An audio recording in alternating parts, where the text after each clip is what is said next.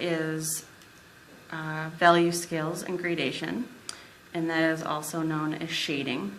So the first thing we need to do is create a couple boxes, and they need to be 6 inches long. And so the easiest way is just to trace around the ruler.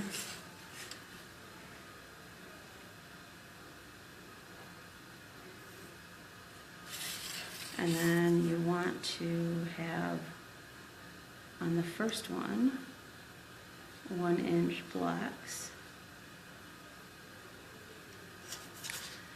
You want to make marks on the top and the bottom when you draw a line, because that ensures that your lines are straight.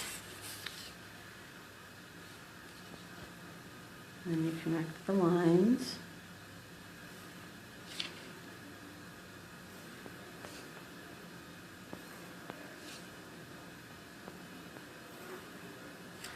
And then you're going to be making a second box,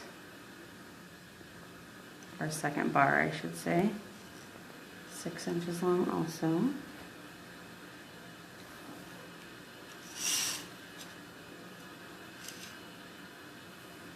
And this one you're going to leave open.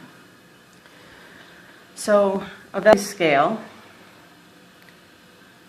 refers to the darkness or lightness. So if you're talking about value within a drawing or a painting, you're talking about how light or how dark areas are. So what we're going to do is we're going to practice using those values and being able to execute them with a pencil.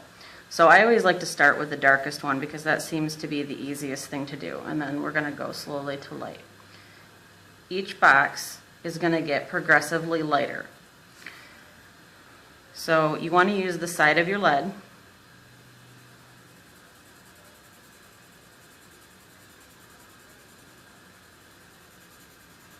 Notice that I'm trying to go all in one direction, but I'm not going way outside the lines. I don't like to compare shading to coloring, but in this case you want to stay inside the lines because that is going to look neater and more finished in the long run. So I'm going to come over here and go right up to these lines, and then I'm going to go over it a little bit so that you can't see my pencil lines. That's one of the reasons we use the side of the lead, because you don't get the dark grooves that a sharp pencil tip will make. So it's a little bit easier to blend your lines together when you use the side of your pencil.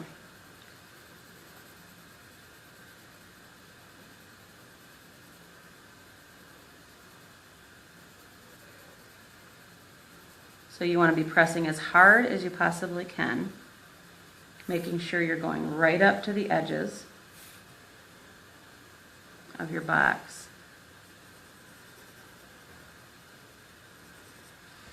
So that is your darkest dark. The next one is going to be a little bit lighter, so you want to ease up on the pressure. And by the way, it's always easier to go a little bit darker. So if this one's too light, you can always go back and make it darker, but it's much more difficult to lighten up a value once you've already got those dark marks there.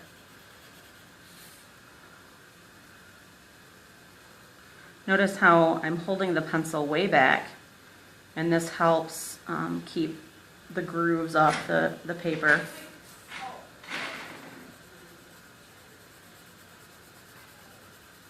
Helps distribute the pressure a little bit better. And it also keeps me from pressing really hard.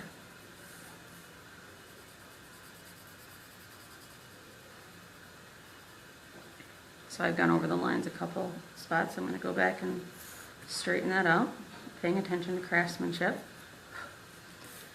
So the next one is going to be a little bit lighter. And the goal is, on the very last one, that you're going to shade in there, but it's going to be barely noticeable.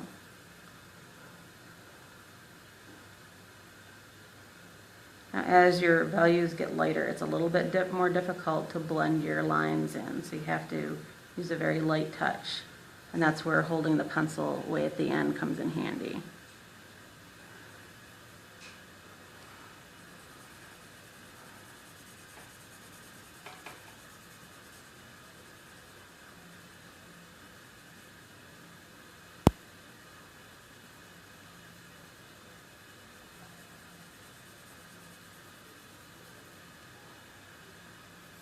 So I'm noticing that these are pretty similar, so I'm going to go back and make that one just a touch darker.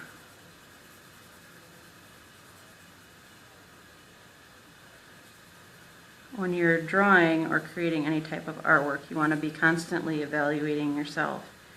It's not about getting it done, it's about doing it right.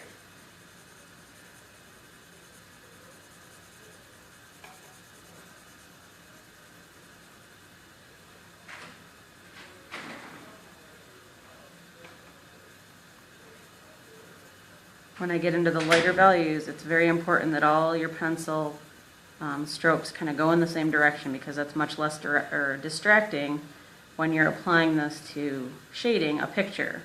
And you'll see more of that later when we actually get into applying the shading.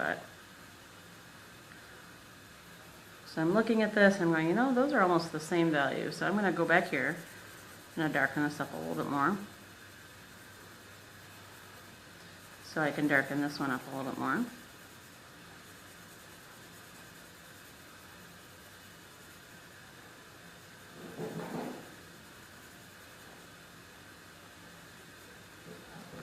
So then I can darken this one up a little bit more.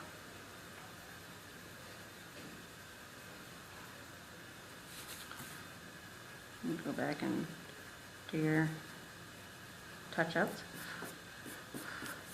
so that you have your darkest dark, a dark medium, a light medium, and it keeps continuing later. Now this is just 6 examples, but in actuality there are so many values that you can't even name them.